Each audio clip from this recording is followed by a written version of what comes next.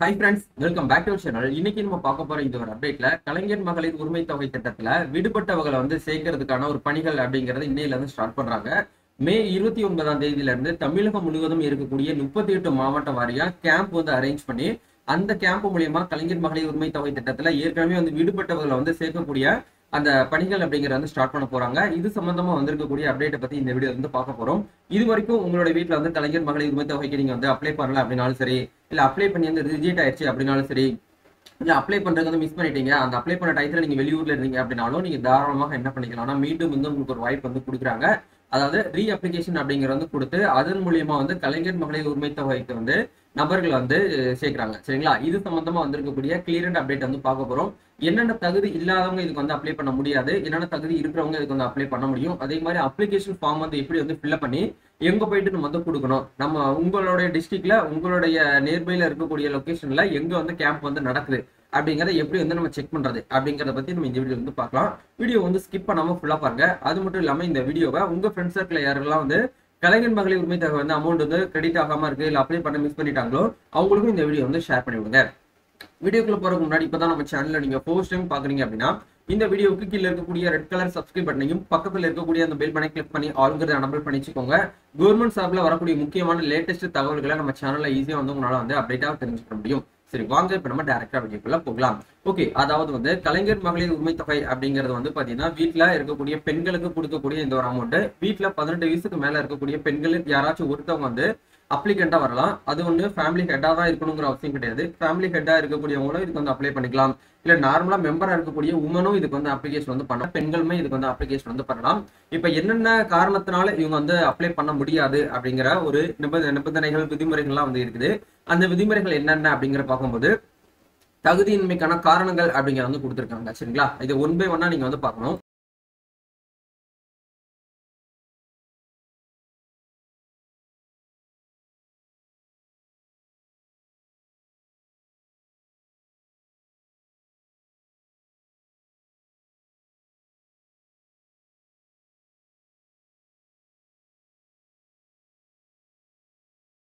அதுல first point கொடுத்துருக்காங்க பாருங்க. குடும்பத்தில் ஆண்டு வருமானம் ரூபாய் 2.5 லட்சத்திற்கு மேல் உள்ளது அப்படிங்கிற பட்சத்துல நீங்க தாராளமாக என்ன பண்ண முடியாதுன்னா அப்ளை பண்ண முடியாது. அதாவது உங்களுடைய ஃபேமிலியோட ஆனுவல் இன்கம் அப்படிங்கறது அப்ளிகேஷன் ஃபார்ம் கேட்பாங்க. உங்களுடைய ஃபேமிலியோட ஆனுவல் இன்கம் எவ்வளவுன்னு சொல்லிட்டு நீங்க ஒரு 2 லட்சமோ இல்ல 1.5 லட்சமோ இல்ல 1 லட்சமோ தான் நீங்க போடணும். 2.5 லட்சத்துக்கு மேல போயிடுச்சு அப்படின்னா நீங்க எலிஜிபிள் கிடையாது. அதே மாதிரி உங்க வீட்டுல ஒரு அரசு ஊழியர்கள், அது சென்ட்ரல் கவர்மெண்ட் ஸ்டாஃபா இருந்தாலும் சரி, இல்ல ஸ்டேட் கவர்மெண்ட் ஸ்டாஃபா இருந்தாலும் சரி, நீங்க என்ன பண்ண முடியாது அப்படின்னா அப்ளிகேஷன் பண்ண முடியாது. நீங்க நாட் எலிஜிபிள். அதே மாதிரி அரசு ஓய்வூதியம், நீங்க பென்ஷன் வாங்கிட்டு இருக்கீங்க உங்க வீட்டுல அப்படின்னா அவங்களுமே அப்ளை பண்ண முடியாது அப்படிங்கிற கொடுத்துருக்காங்க. குடும்பத்தில் வருமான வரி தாக்கல் செய்பவர்கள் அல்லது வருமான வரி செலுத்துபவர்கள் அப்படிங்கறத கொடுத்துருக்காங்க. அதாவது நீங்க இன்கம் டாக்ஸ் ரிட்டர்ன் ஃபைல் பண்ணிட்டு இருக்கீங்க அப்படின்னா இயர்லி ஒன்ஸே உங்களால என்ன பண்ண முடியாது அப்படின்னா நீங்க அப்ளிகேஷன் பண்ண முடியாது. குடும்பத்தில் சொந்த பயன்பாட்டிற்காக 4 சக்கர வாகனங்கள், அதாவது ஓன் போர்டு இருக்கக்கூடிய வெஹிக்கிள் உங்ககிட்ட இருக்கு அப்படின்னா நீங்க என்ன பண்ண முடியாது அப்படின்னா அப்ளிகேஷன் பண்ண முடியாது கலைஞர் மகளிர் உரிமை தொகைக்கு. 4 வீலர் வெஹிக்கிள் வச்சிருக்கவங்க யாருமே இதுக்கு அப்ளிகேஷன் பண்ண முடியாது. குடும்பத்தில் மொத்த நிலங்கள் திட்டத்தில் வரம்பு அப்படிங்கறது மீறி உள்ள இருக்கு அப்படின்னா நீங்க பண்ண முடியாது. அது எவ்வளவு அப்படிங்கறது பாத்தீங்க அப்படின்னா அந்த குறிப்பிட்ட வரன்முறைக்கும் சொல்லிட்டு 5 ஏக்கர்ஸ்க்கு மேல கொடுத்துருப்பாங்க. அதுக்கு மேல உங்களுடைய லேண்ட் இருக்கு அப்படின்னா நீங்க என்ன பண்ண முடியாது அப்படின்னா இதுக்கு அப்ளிகேஷன் பண்ண முடியாது. அதே மாதிரி குடும்பத்தில் ஆண்டுக்கு 50 லட்சத்துக்கு மேல் ஆண்டு விற்பனை, அதாவது பாத்தீங்கன்னா ஆனுவல் டர்ன் ஓவர் அப்படிங்கிறது பாத்தீங்கன்னா சரக்கு மற்றும் சேவை வரி.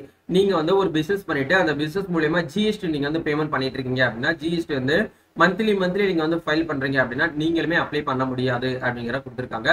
குடும்பத்தில் ஆண்டு வருமானம் 2 லட்சத்திற்கு மேல் ஈட்டி தொழில் வரி செலுத்துபவர்கள், அதாவது பாத்தீங்கன்னா ப்ரொவிஷனல் டாக்ஸ் சொல்லுவோம்.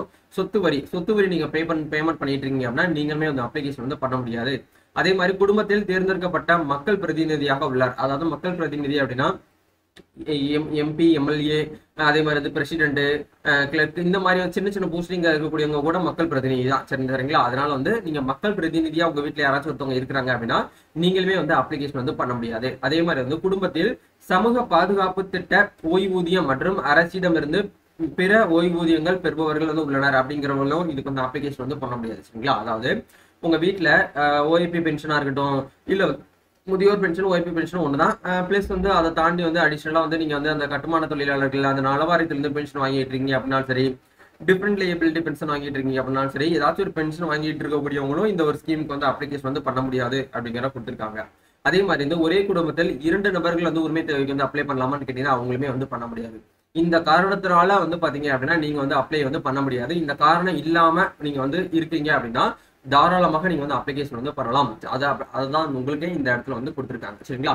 இந்த கான்செப்டை நீங்க முழுமையா தெரிஞ்சுக்கிட்டு அதுக்கப்புறம் நீங்க வந்து அப்ளிகேஷன் வந்து பண்ணுங்க. இப்போ வந்து எப்படி வந்து அப்ளை பண்றது அப்படிங்கறத பார்க்கலாம். மே 29 இன்னைக்கு காலையில இருந்து உங்களுக்கு என்ன பண்றாங்க அப்படின்னா, நம்ம தமிழ்நாட்டில் இருக்கக்கூடிய 38 மாவட்டம் வாரியா ஒரு கேம்ப் மாதிரி அரேஞ்ச் பண்ணி அந்த கேம்ப் மூலியமா தான் வந்து அப்ளிகேஷன் வந்து கொடுக்குறாங்க. நிறைய பேர் வந்து கேட்குறீங்க இ-சேவை மையத்தில் அப்ளை பண்ணலாமா, இல்லை நாங்களே ஆன்லைன்லேயே அப்ளை பண்ணலாமான்னு சொல்லிட்டு. ஆக்சுவலா வந்து கலைஞர் மகளிர் உரிமைத்தொகை விண்ணப்ப படிவம் அப்படிங்கிறது ஆஃப்லைன்ல மட்டும்தான் கொடுப்பாங்க. இந்த ஆஃப்லைன் அப்ளிகேஷன் வந்து நம்ம சிட்டிசன்ஷிப்னால இது வந்து பிரிண்ட் அவுட் வந்து எடுக்கக்கூடாது. அப்படி எடுத்தா அது வந்து சட்டப்பூர்வமாக வந்து பாத்தீங்கன்னா வந்து ஒரு தண்டிக்கக்கூடிய விஷயம். அதனால வந்து இந்த அப்ளிகேஷன் ஃபார்ம் வந்து கவர்மெண்ட் சைட்ல அவங்க தான் வந்து கொடுப்பாங்க. சரிங்களா?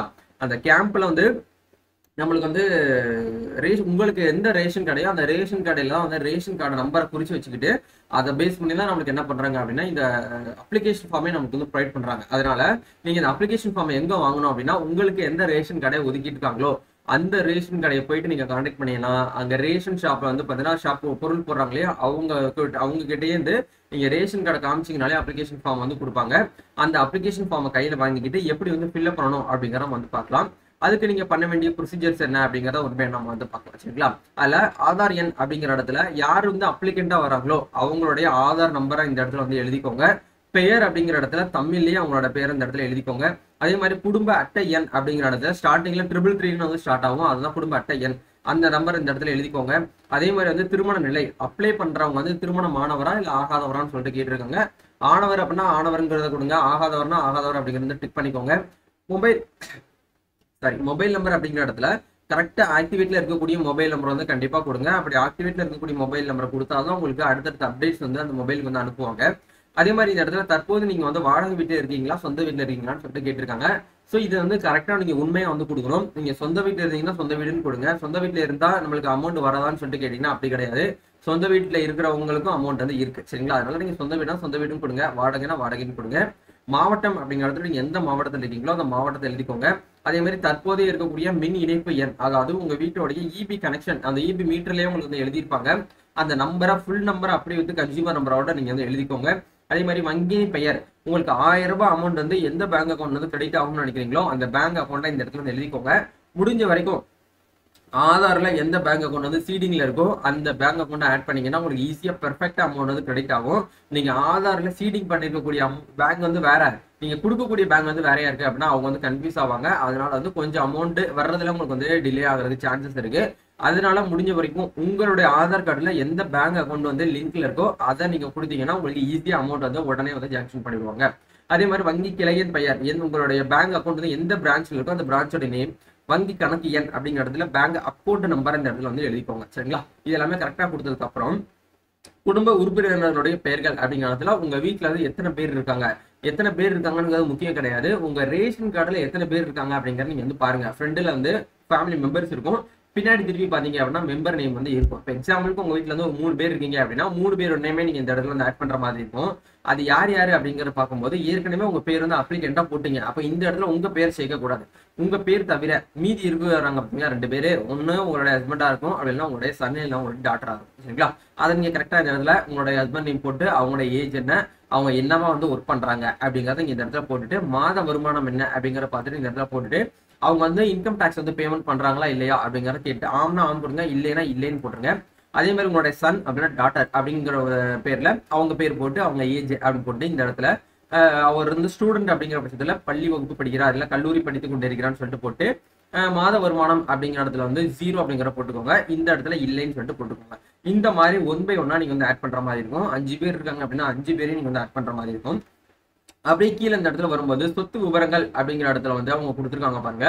உங்களுக்கு வந்து சொந்த வீடு உள்ளதா அப்படின்னு சொல்லிட்டு கேட்டிருக்காங்க. ஆம் எனில் அரசு திட்டத்தின் மூலம் நிதி உதவி பெற்றிருக்கலாம் அப்படின்னு சொல்லிட்டு கேட்டிருக்காங்க. அதே மாதிரி நீங்க ஆம்னா ஆம் கொடுங்க, இல்லைன்னா இல்லைன்னு சொல்லிட்டு டிக் பண்ணிக்கோங்க. அதே மாதிரி இந்த இடத்துல நில உடைமை விவரங்கள் அப்படிங்கிற இடத்துல குடும்ப உறுப்பினருக்கு சொந்த நிலம் உள்ளதா அப்படின்னு சொல்லிட்டு கேட்டிருக்காங்க. எஸ்னா எஸ் கொடுங்க, இல்லைன்னா இல்லைன்னு சொல்லிட்டு கொடுங்க. அதே மாதிரி வந்து ஆம் எனில் 5 ஏக்கருக்கு மேல் வந்து நன்சை நிலம் வந்து உள்ளதா அப்படின்னு சொல்லிட்டு கேட்டிருக்காங்க. அல்லது 10 ஏக்கருக்கு மேல் புன்சை நிலம் உள்ளதான்னு சொல்லிட்டு கேட்டிருக்காங்க. இந்த வரம்பை நீங்க வந்து தாண்டிட்டீங்கன்னா அப்ளை பண்ண முடியாது. அதுக்கு கம்மியா இருக்கு அப்படின்னா நீங்க அப்ளை பண்ணலாம். ஆம்னா ஆம் கொடுங்க, இல்லைன்னா இல்லைன்னு சொல்லிட்டு போடுங்க. அதே மாதிரி வாகன விவரங்கள் அப்படிங்கிற இடத்துல சொந்த பயன்பாட்டிற்காக உங்ககிட்ட வந்து காரு, ஜீப்பு, டிராக்டர்ஸ், கனரக வாகனங்கள் அப்படிங்கிறது இருக்கான்னு சொல்லிட்டு கேட்டிருக்காங்க. அப்படி இருக்கு அப்படின்னா நீங்க ஆம் கொடுக்கணும், இல்லைன்னா இல்லை அப்படின்னு சொல்லிட்டு அப்படிங்கறத நீங்க போட்டுக்கோங்க. ஸோ ஒன்ஸ் இது எல்லாமே நீங்க வந்து ஃபில் பண்ணி முடிச்சதுக்கு அப்புறம் உறுதிமொழி அப்படிங்கிறதுக்காக கலைஞர் மகளிர் உரிமை தொகை பெற உங்களுடைய ஆதார் பயோமெட்ரிக் வந்து ஒன் டைம் நான் வந்து வாங்குவோம் அப்படிங்கிறது கொடுத்துருக்காங்க. அதுக்கு நீங்க வந்து ஒப்புக்கொள்ளணும். அதே மாதிரி அவங்க கொடுத்துருக்கக்கூடிய இது எல்லாமே நீங்க வந்து படிச்சு பார்த்துட்டு நீங்க என்ன பண்ணுங்க அப்படின்னா அப்ளிகேண்டோட சிக்னேச்சர் இந்த இடத்துல நீங்க வந்து பேஸ்ட் பண்ணிக்கோங்க. சரிங்களா? சைன் போட்டதுக்கு அப்புறம் இந்த அப்ளிகேஷன் ஃபார்ம் நீங்க என்ன பண்ணணும் அப்படின்னா நீங்க எங்க வாங்குனீங்களோ அது பக்கத்துலயே ஒரு கேம்ப் மாதிரி போட்டு 3 பேர் உட்காந்துருப்பாங்க ஒரு டேபிள்ல. அவங்க கிட்ட கொடுத்தீங்கனாலே இன்ஸ்டன்டா அட் அ டைத்துல அவங்க கிட்ட ஒரு மொபைல் வந்து கலைஞர் மகளிர் உரிமை தொகையோட ஆன்லைன் அப்ளிகேஷன் ஃபார்ம் வந்து கொடுத்துருப்பாங்க. அது வந்து நம்மளுக்கு சிட்டிசன்ஸ்க்கு வந்து கொடுக்க மாட்டாங்க. அவங்க கவர்மெண்ட் ஆஃபீஷியல்ஸ்க்கு மட்டும் தான் வந்து கொடுப்பாங்க. அது ஒன்று வந்து டைரக்டா வந்து கவர்மெண்ட் வந்து வர சொல்லியிருப்பாங்க. அப்படி இல்லைன்னா வந்து பாத்தீங்க அப்படின்னா வாலண்டியர்ஸ் வந்து வந்திருப்பாங்க. இல்லம் தேடி கல்வியில இருந்து வந்திருக்கக்கூடிய வாலண்டியர்ஸா கூட இருக்கலாம். அவங்க என்ன பண்ணுவாங்க அப்படின்னா அப்ளிகேஷன் ஃபார்ம் வந்து எடுத்து நீங்க ஃபில் பண்ணக்கூடிய இந்த டேட்டாவை பேஸ் பண்ணி அவங்க வந்து ஒரு அப்ளிகேஷன் ரிக்வெஸ்ட் வந்து கொடுப்பாங்க. அப்படி கொடுத்த உடனே உங்களுக்கு ஒரு ஓடிபி வரும். அந்த ஓடிபி அவங்க கிட்ட நீங்க சொல்ற மாதிரி இருக்கும். அதே மாதிரி பயோமெட்ரிக் கேட்டாங்கன்னா நீங்க பயோமெட்ரிக் வந்து தம்பு பிரஸ் வந்து வைக்கிற மாதிரி இருக்கும். இது எல்லாமே வச்சு முடிச்சதுக்கு அப்புறம் அப்ளிகேஷன் ஃபார்ம்னு சொல்லிட்டு உங்களுக்கு வந்து ஒரு ரெஃபரன்ஸ் நம்பர் வந்து வரும். கலைஞர் மகளிர் உரிமை தொகை திட்டத்துல இருந்து நீங்க வந்து விண்ணப்பம் வந்து பண்ணிருக்கீங்க அப்படின்னு சொல்லிட்டு ஒரு அப்ளிகேஷன் நம்பர் வந்து ஜென்ரேட் ஆகும். அது வந்துருச்சு அப்படின்னா நீங்க வெயிட் பண்ணிக்கோங்க. அடுத்து இந்த அப்ளிகேஷன் எல்லாமே வந்து டோட்டலா தமிழ்நாடு ஃபுல்லா வந்து முடிஞ்சதுக்கு அப்புறம் பரிசீலனை பண்ணுவாங்க.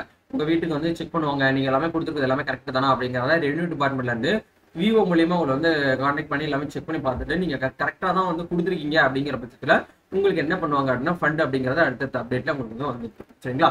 இந்த கான்செப்டை யூஸ் பண்ணி தான் நீங்க வந்து இந்த கலைஞர் மகளிர் உரிமை தொகை திட்டத்துக்கு நீங்க வந்து அப்ளிகேஷன் வந்து பண்ண முடியும். இப்போ வந்து உங்களுக்கு ஒரு டவுட் இருக்கலாம். இப்போ வந்து எங்க டிஸ்ட்ரிக்ட்ல எந்த இடத்துல வந்து கேம்ப் வந்து போடுறாங்க அப்படிங்கறத எப்படி வந்து வெரிஃபை பண்றது அப்படின்னு கேட்டீங்கன்னா அதுக்கு ஒரு ஆப்ஷன் வந்து கொடுத்துருக்காங்க. அதுக்கான லிங்க் கீழே டிஸ்கிரிப்ஷன்ல வந்து கொடுத்துருக்கேன். அந்த டேபை நீங்க வந்து ஓபன் பண்ணுங்க. இந்த வெப்சைட் ஓபன் பண்ணீங்க அப்படின்னா இந்த இடத்துல முதன்மைன்னு சொல்லிட்டு ஒரு ஆப்ஷன் இருக்கும். அதுல நியாய விலை கடைகள் அப்படின்னு சொல்லிட்டு ஒரு ஆப்ஷன் கொடுத்துருப்பாங்க. இந்த லிங்க் வந்து கிளிக் பண்ணுங்க. அந்த இடத்துல இன்றைய தேதியில் உள்ள நியாய விலை கடை பற்றிய விவரங்கள் இங்கே கிளிக் செய்யவும் சொல்லிட்டு ஒரு ப்ளூ கலர்ல லிங்க் இருக்கும். இந்த லிங்க் வந்து கிளிக் பண்ணுங்க. இது உங்க மொபைல் போன் மூலியமாவே நீங்க வந்து பாத்துக்கலாம். இப்போ எக்ஸாம்பிளுக்கு நீங்க வந்து எந்த மாவட்டமோ அந்த மாவட்டத்துக்கு நேர இருக்கக்கூடிய லிங்கை நீங்க என்ன பண்ணுங்க அப்படின்னா இந்த இடத்துல டச் பண்ணுங்க. அந்த லிங்கை கிளிக் பண்ணீங்க அப்படின்னா அந்த மாவட்டத்துல எத்தனை தாலுகா இருக்குன்னு சொல்லிட்டு கொடுத்துருப்பாங்க. நீங்க எந்த தாலுகாவோ அந்த தாலுகாவை நீங்க என்ன பண்ணணும் அப்படின்னா இந்த இடத்துல வந்து செலக்ட் பண்ற மாதிரி இருக்கும். அந்த தாலுகால நீங்க எந்த வந்து வட்டம், அதாவது வந்து பாத்தீங்கன்னா தாலுகா வட்டம் வந்து சேம் தான். அந்த தாலுகால நீங்க எந்த கிராமமோ அந்த கிராமத்தை நீங்க ஒன்ஸ் வந்து என்ன பண்ணுங்க அப்படின்னா இந்த இடத்துல கடையின் பெயர் வைஸ் நீங்க வந்து செக் பண்ணி பார்க்கலாம். அப்படி இல்லைன்னா உங்களோட ரேஷன் கார்டு வந்து ஃப்ரண்ட் சைட்ல இருந்து உங்களுக்கு இந்த இடத்துல பிரிண்ட் பண்ணிருப்பாங்க. அதாவது உங்களுடைய கடையோடைய நம்பரை அந்த நம்பர் பேக் சைட்ல பிரிண்ட் பண்ணிருப்பாங்க. அந்த கடையை வச்சு நீங்க என்ன பண்ணலாம் அப்படின்னா கண்ட்ரோல் எஃப் கொடுத்தீங்க அப்படின்னா உங்களுக்கு வந்து சர்ச் ஐக்கான் வந்து ஓப்பன் ஆகும். ஸோ அந்த கடையை என்ன கூட பார்த்து நீங்க என்ன பண்ணலாம் அப்படின்னா இந்த இடத்துல வந்து கரெக்டா போட்டீங்க அப்படின்னா உங்களுக்கு வந்து கடை நம்பர்ஸ் அப்படிங்கிறது உங்களுக்கு இந்த இடத்துல ஜென்ரேட் ஆயிரும். இப்போ இதுதான் வந்து இந்த அப்ளிகேட்டுக்கு வந்து ரேஷன் கடை. சரிங்களா? இப்போ இந்த லிங்கை நீங்க வந்து டச் பண்ணீங்க அப்படின்னா உங்களுக்கு வந்து அந்த ரேஷன் கடையோட அட்ரஸ் அப்படிங்கிறது உங்களுக்கு இந்த இடத்துல வந்துடும். சரிங்களா? இப்போ உங்களால வந்து பார்க்க முடியுது. இதுதான் வந்து உங்களுடைய ரேஷன் ஷாப்புக்கு வந்து ஒதுக்கி இருக்கக்கூடிய கடை. சரிங்களா? இப்போ இந்த இடத்துல உங்களுக்கு ரேஷன் கடையில இன்னைக்கு வந்து பொருள் போடுறாங்க அப்படின்னா இந்த இடத்துல ஆன்லைன் அப்படின்னு சொல்லிட்டு கிரீன் கலர்ல உங்களுக்கு வந்து ஷோ ஆகும். இப்போ ஆஃப்லைன்ல இருக்கிறதுனால ஆஃப்லைன் காட்டுது. இந்த மாதிரி உங்களுக்கு ஆன்லைன் காட்டுச்சு அப்படின்னா நீங்க வந்து நேர போய் விசிட் பண்ணி உங்களுக்கு அப்ளிகேஷன் ஃபார்ம் வந்து கொடுக்குறாங்க அப்படின்னா நீங்க அப்ளிகேஷன் ஃபார்மை வாங்கி நம்ம எப்படி வந்து ஃபில்அப் பண்ணமோ அதே மாதிரி மெத்தட்ல நீங்க வந்து ஃபில்அப் பண்ணிட்டு நீங்க அங்கேயே வந்து அப்ளிகேஷன் வந்து கொடுத்துட்டு வந்துடலாம். இதுதான் வந்து கான்செப்ட். சரிங்களா? கண்டிப்பா இந்த வீடியோ உங்களுக்கு வந்து ரொம்பவே வந்து ஹெல்ப்ஃபுல்லா இருக்கும்னு நினைக்கிறேன். இந்த வீடியோ பிடிச்சிருக்கு அப்படின்னா லைக் பண்ணுங்க, ஷேர் பண்ணுங்க, கமெண்ட் பண்ணுங்க. கலைஞர் மகளிர் உரிமை தொகை திட்டத்துல ஏற்கனவே அப்ளை பண்ண மிஸ் பண்ணவங்க விடுபட்டவங்க தாராளமாக இந்த முறை நீங்க வந்து அப்ளை பண்ணுங்க.